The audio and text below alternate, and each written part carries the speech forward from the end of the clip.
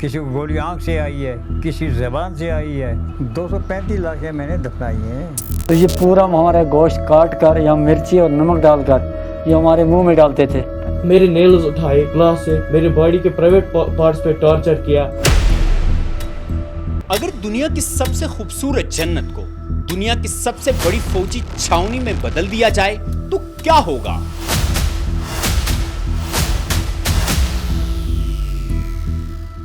ناظرین، آپ دیکھ رہے کشمیر ڈیکوڈ سیریز کا اگلا حصہ. کشمیر ایک ایسی سرزمین جہاں ہر 7 کشمیریوں پر ایک مسلح فوجی تعینات ہے، مگر ہزاروں شہریوں کے لیے صرف ایک ڈاکٹر.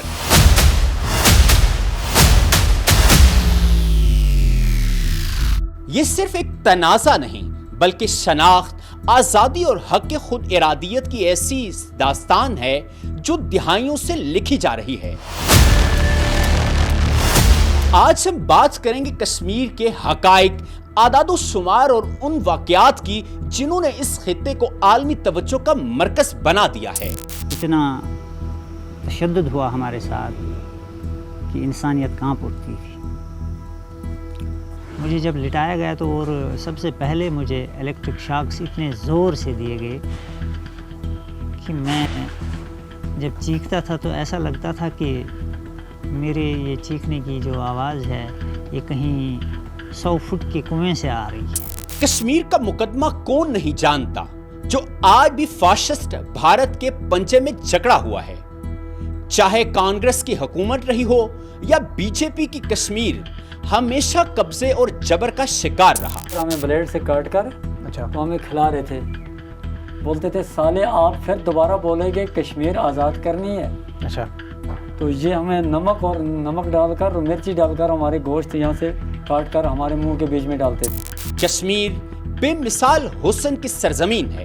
دنیا کے سب سے زیادہ عسکری حصے میں تبدیل کر دیا گیا ہے. ایک ایسی جگہ جہاں 3000 سے زائد شہریوں کے لیے صرف ایک ڈاکٹر موجود ہے، لیکن ہر 7 کشمیریوں پر ایک بھارتی ہتھیاروں سے لیس بھارتی فوجی تعینات ہے.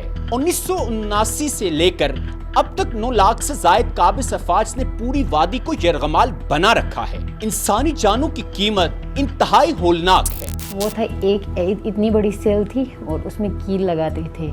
اس ٹائم انہوں نے پتہ نہیں کون سا بٹن دبایا اور میری بازوں کے اوپر، میرے ٹانگوں کے اوپر چلایا تو مجھے اتنا درد ہو رہا تھا.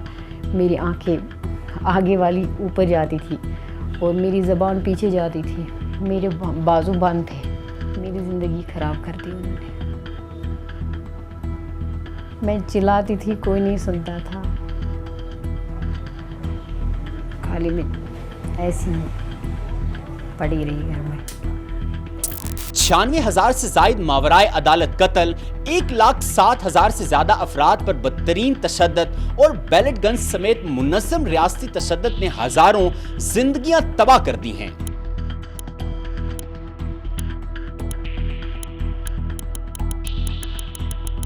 یہ صرف سیکیورٹی کنٹرول نہیں بلکہ ایک منظم آباد کاری نو آبادیاتی منصوبہ ہے. کیونکہ مجھے تم اور تمہارے جیسے پوری اس نسل کو ختم کرنا ہے ہندوستان سے. بیرونی افراد کو 42 لاکھ سے زائد غیر قانونی ڈومیسائل جاری کیے جا چکے ہیں تاکہ کشمیر کی آبادی کا تناسب تبدیل کیا جا سکے اور مقامی کشمیریوں سے ان کے وسائل، زمین اور شناخت چھین لی جائے. یہاں تک کہ مذہبی آزادی کو بھی منظم انداز میں نشانہ بنایا جا رہا ہے. جہاں ریاستی سرپرستی میں بعض تہوار منعقد کروائے جاتے ہیں، وہیں سال کی مقدس ترین راتوں میں تاریخی مساجد کو بند کر دیا جاتا ہے. ان بابرکت ایام میں جب ہزاروں لوگ دعا، رہنمائی اور برکت حاصل کرنے کے لیے مسجد کا رخ کرتے ہیں، آج جامع مسجد کا منبر خاموش کر دیا گیا ہے. حقیقی سیاسی قیادت کو قید کر دیا گیا ہے، جبکہ آزاد صحافی جیسے آصف سلطان کو صرف سچ کی رپورٹ کرنے کی پاداش میں خاموش کر دیا گیا ہے. حتیٰ کہ سب سے کمزور خانہ بدوش برادری بکروال بھی اپنے گھروں کو مسمار ہوتا دیکھ رہی ہے. ہمارا گھر اجاڑ دیا ہے، ہم جائیں تو جائے گا. کس نے اجاڑا آپ کا گھر؟ مشین ہمارا گھر اجاڑ دیا. کیا بول رہے ہیں؟ مشین آئی نا ہمارے گھر پہ، नहीं हो जाए। और इनका क्या दोष है मैं पूछ रहा हूँ। फेक इनकाउंटर्स के जरिए बेगुनाह जानें ली जा रही हैं, जैसे गांदरबल में राशिद मुगल का कत्ल, जिसने सोगवार खानदानों को बगैर किसी जवाब और बगैर किसी इंसाफ के छोड़ दिया।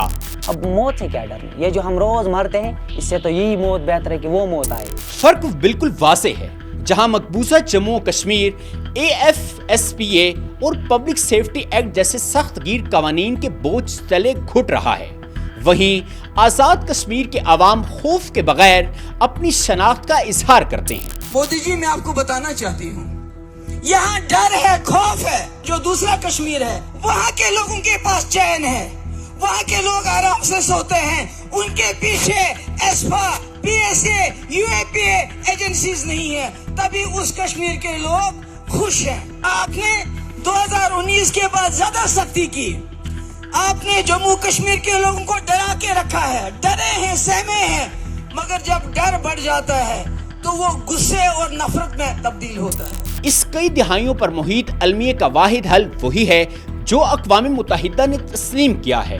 हक़ खुद इरादियत का हसूल, बहादुर कश्मीरी आवाम को अपने मुस्तकबिल का फैसला खुद करने का हक दिया जाना चाहिए। एक ऐसा मुस्तकबिल जो फितरी तौर पर इनके इस हतमी मकसद से हम आहंग है कि वो पाकिस्तान का हिस्सा बने। आज़ादी के इस दिन तक पाकिस्तान कश्मीर के साथ खड़ा है और हमेशा शाना बशाना खड़ा रहेगा। पाकिस्तानी है